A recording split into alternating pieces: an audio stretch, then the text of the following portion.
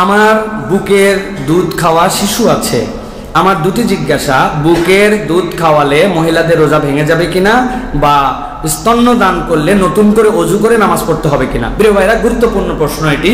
সেটি হচ্ছে মাদের জন্য আল্লাহ রাব্বুল আলামিন বিধান দিয়েছেন যে হাউলাইনি কামিলাইন, সে যেন পূর্ণ 2 বছর চাইলে তার সন্তানকে দুগ্ধ পান করায়।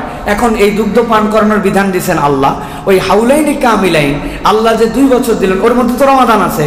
তাহলে আল্লাহ যদি রমাদানে দুধ খেলে তার জন্য সিয়াম ভেঙে যাবে, আল্লাহ রাব্বুল আলামিন কখনো অপূর্ণতা দিয়ে কোরআন দিতেন না। কোরআনই আমাদেরকে ইন্ডিকেট করছে, আপনি যদি আপনার বাচ্চাকে দুধ খাওয়ান কোনো সমস্যা নাই, আপনি আপনার বাচ্চাকে দুধ খাওয়াতে পারেন। বরং আল্লাহর বিধান শিথিল করেছেন, তার যদি দুগ্ধপোষ্য শিশুর দুধের সমস্যা হয়, আল্লাহ বলছেন যে সিয়াম পালন করবে না, পরবর্তীতে রেখে দিবে, অথবা এর বদলায় সে ফিদিয়া দিয়ে দিবে। আল্লাহরও দুগ্ধপোষ্য শিশুর মার জন্য বিধান হালকা করেছেন, সেখানে রোজা ভাঙার তো প্রশ্নই আসে না।